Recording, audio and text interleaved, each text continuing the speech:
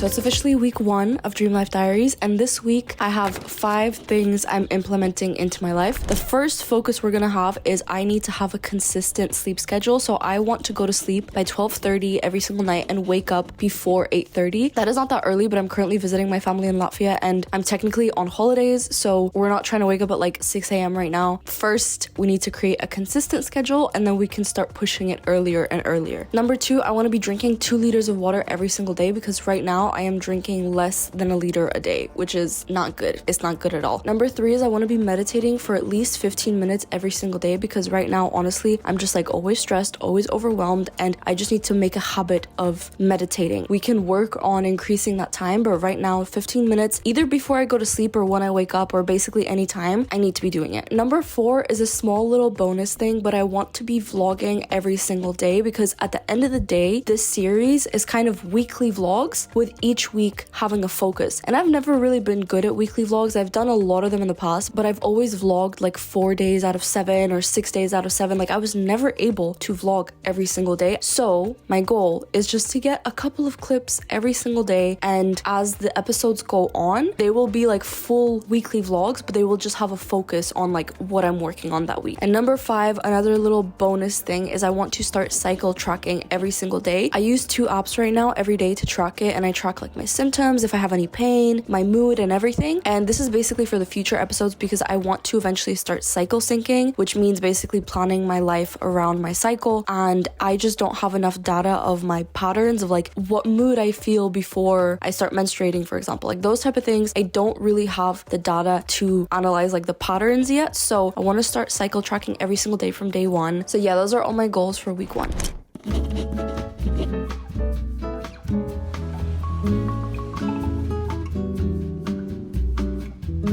It is 10 a.m. right now. I've been awake for 2 hours, but honestly, it has felt like I've been awake for 30 minutes because I'm so tired. My energy is so low, and it just doesn't make any sense that after sleeping for 8 hours, your energy can be so low. So I cannot wait for my body to finally have like a consistent sleep schedule where my body actually knows what to expect and I don't have to be in like energy conservation mode all the time. I would love to be like, hey guys, day 1, but like I'm tired, but that's why we're doing this. Take a moment.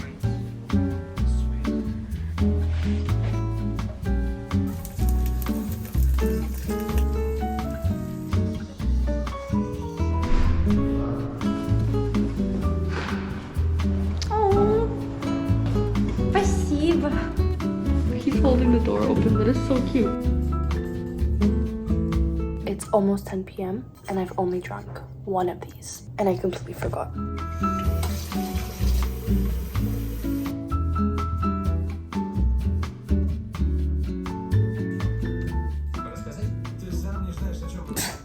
It is 11:10. It's the first night, and I wanted to like update on the smallest little progress that I've already made, and that is setting boundaries on what time I'm going to sleep when it involves other people. Because it's one thing to go to sleep at a certain time, like to force yourself to go to sleep, but when your sleep kind of depends on another person, like if you have plans with other people, it's much harder to say no. And I was kind of even worried for filming this episode about my sleep schedule while I'm visiting my dad in Latvia right now, because me and my dad kind of have like not a tradition, but it's just like a thing that when I come over, we watch a lot of movies together. It's like our bonding time, but we always end up going to sleep at like 1 a.m. and then we're exhausted the next day, and I could never say I want to go to sleep early because I felt really bad. But today's the first time that I was like, no, I'm gonna be in bed by 12. And even though that might sound like a small thing to someone, that's real progress for me. Like setting a boundary on something that's important to me makes me take myself a lot more seriously, and I trust myself more that like I'm going to stick with this. Anyway, I'm gonna get ready to go to sleep. Not really tired, but I don't care.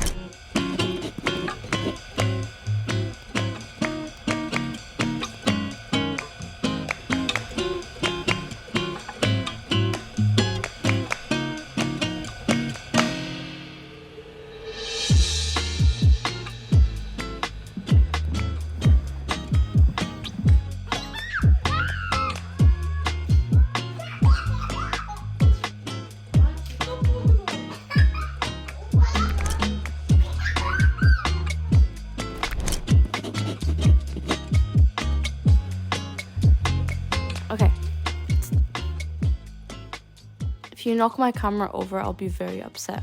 Do not. Felix. No.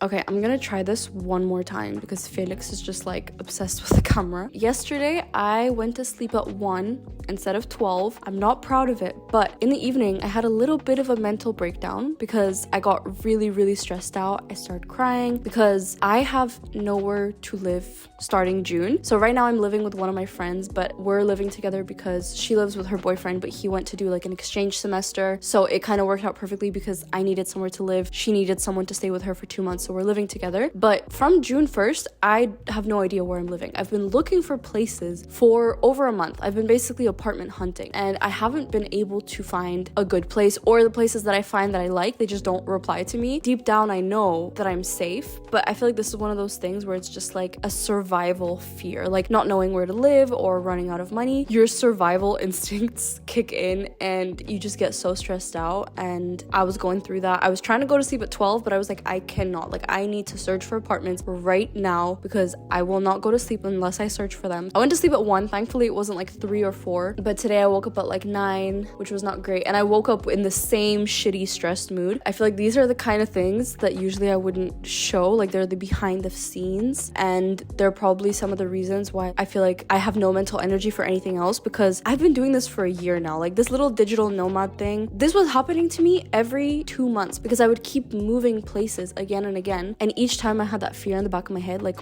where the hell am I gonna go next? I have no idea. And also, like, mixed in with that, I managed my expenses really badly in the first quarter of this year because I went from Bali to Brazil to Spain within basically a week. I booked so much accommodation that was all non-refundable. So I just lost so much money. And right now that I'm looking for a more permanent place, I need a big deposit. Like, in Barcelona, you need 2 months of deposit and also the agency fee, which is usually more than a month's rent. So let's say more or less 4 to 5 months of rent you need upfront. And I don't have that because I manage my expenses so freaking badly. I have no emergency fund. I have no savings. Like, I just feel like I effed everything up. And I think all those fears just kicked in yesterday. And I was like, oh my gosh, like, I effed up, even though there's absolutely no point talking about that now. Not that there's no point talking about it, there's no point dwelling on it. Like, there's no point focusing on the fact that I messed up. I messed up, we move on, it's fine. But just to show you that even though, yes, I'm motivated, yes, I'm excited to start this whole new journey thing, I'm still probably gonna have these little stress meltdowns once in a while. But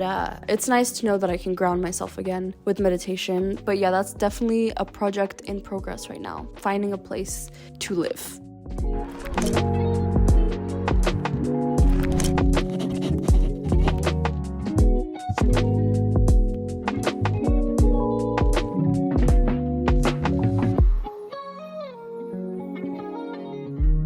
I feel like I'm already feeling the benefits of meditating every single day for 15 minutes. And it's only 15 minutes, but I just feel like I never made the commitment of doing it every single day. And I just feel such a huge difference between my stress levels the day before I started filming this video versus now. Yes, I had a little stress meltdown a couple of days ago, but I feel like usually after a stress meltdown, I would still be stressed for at least a couple of days after. And I just feel like I feel so much calmer, especially because it's the meditation that I'm doing. This week, what I've been doing is a Joe Dispenza meditation where I focus on creating an emotion out of nowhere. So for example, even if I'm super stressed out, I'll sit down and in the meditation, I'm gonna be like, I'm so calm, I'm so at peace, I'm not stressed out, I'm like super excited about everything coming. And I like create this emotion out of nowhere because going into the meditation, I could have been really stressed out, but coming out of it, I now feel calm, but also excited and like all these good emotions because I literally created them out of nowhere. Eventually, I want to start doing longer meditations. Like, I've bought some of Joe Dispenza's meditations and some of them are like an hour long and you really have to kind of work your way up to that. So for now, we're starting with 15, but even the 15 minutes have been helping me so much. So I just cannot wait for the effects of when I start meditating for longer. But I feel like as well, the meditation has been helping me because I've been a little bit overwhelmed with a couple of things like finding somewhere to live in June and starting new projects. Like, for example, even this series, it excites me, but it also scares me because I have this idea of how I want it to be in my brain, and I feel like if I don't execute it how it is in my brain, then I feel like a failure. So I feel like meditation right now is helping me ground myself and be like, girl, we're just doing the best we can do, don't stress out. And also this week I've had a lot more extra time because I am here in Latvia, so I've been going through a learning path on Skillshare that is related to this creative anxiety that I've been having. The learning path that I'm taking right now is called Creative Productivity, Kickstart and Sustain Any Project, and it has been helping me so much because, like I said, I've been feeling that kind of creative overwhelm of how am I gonna get all these ideas out, how am I gonna like execute this how I want to. And it's been helping me to, first of all, write out all those ideas in an organized way, but also create systems for how I'm going to handle this whole project. Skillshare has a lot of amazing classes and learning paths like that, and they're actually the sponsor of this video, so let me quickly tell you guys about them. So if you've never heard of Skillshare before, it is basically an online learning community where you can learn basically any skill that you can think of. So if it is a creative skill like writing, drawing, animation, I don't know, cooking, knitting, whatever, you will find so many classes and learning paths on there. Also, if you have a side hustle or you're a freelancer and you just want to up your skills a little bit, there's also a lot of amazing classes on there. But personally, I would really recommend their learning paths because the learning paths are basically like a curated collection of classes to get you from beginner to proficient in whatever skill it is. So you're not overwhelmed with all of the courses that they have. They kind of give you a direction in where to go. So if you would like to try out a class or a learning path on Skillshare, then there's going to be a link down in my description box, and the first 500 people to join with that link will get a 1-month free trial on Skillshare. So yeah, let me know which classes and learning paths you're taking because I'm very curious about that kind of stuff. I'm going to continue with my learning path right now because it is snowing and raining outside, and I love this weather because it is the opposite. Last week I was in like 26 degrees in Spain tanning, and now I'm in Latvia like in the snow. Oh no.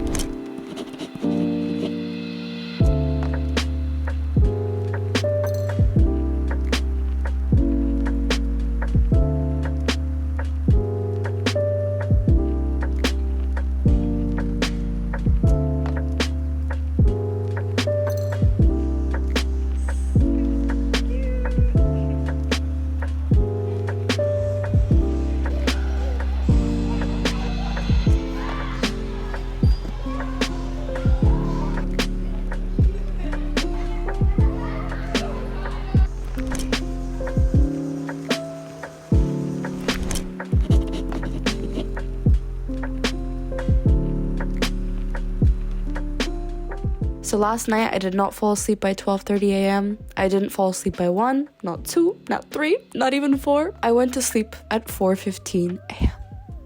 I know, that sounds horrendous. I literally could not fall asleep. And you might be asking why, because I've been sleeping pretty consistently this whole time, so why am I not able to fall asleep? But it is because I drank coffee, and I am insanely sensitive to coffee. I never ever drink coffee. Last time I drank coffee was probably like a year and a half ago, or maybe by accident somewhere, I don't know, but I don't drink coffee. And I went out with my little cousins, and we went to Jump Zone, as you saw from yesterday, and me and my auntie, we were like, let's just get a drink and watch them while they jump around. And I ordered a matcha, but they didn't give me a matcha, they gave me a coffee. And this is a lesson to be learned for myself because I'm like, why do I not speak up when I get the wrong order, for example? To be fair, I only realized it was coffee after we left, but like, why did I drink it? Why the self-sabotage? I know how it makes me feel and I still drank it. So I drank coffee at like 7-8 p.m. knowing how sensitive I am to coffee. So my brain was just so excited and like jittery and thinking about all these new ideas, and I was literally like staring at the ceiling. And I remember the last time I checked my phone, it was 4:15 and I was still awake. So, but I woke up this morning at like 8:35, so I'm exhausted, but we're doing the best we can. I think I'll be able to fall asleep quite early today because I'm so freaking tired.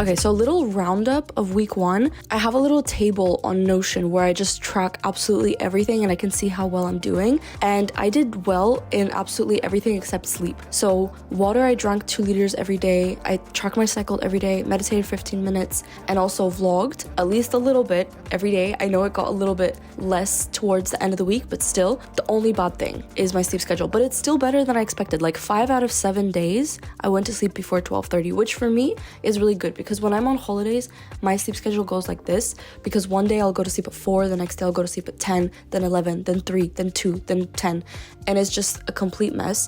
So the fact that most of the days I was consistent, 5 out of 7, pretty good. And 5 out of 7 mornings I woke up by 8:30, and the 2 mornings that I didn't wake up by 8:30, I woke up by 9. So that is very consistent, if you ask me. For me, in general, it's not, but for me, that's good. Next week, we're definitely going to be working on improving that. I'm going to be going back to Barcelona, so I'm going to be able to start pushing that to a little bit earlier. But in my eyes, I did pretty well. It's a very good beginning. I started putting in the good habits like water, meditation, which has been giving me a lot of energy. I'm very proud of myself so far, but also very excited for the new things that are going to be implemented in week 2.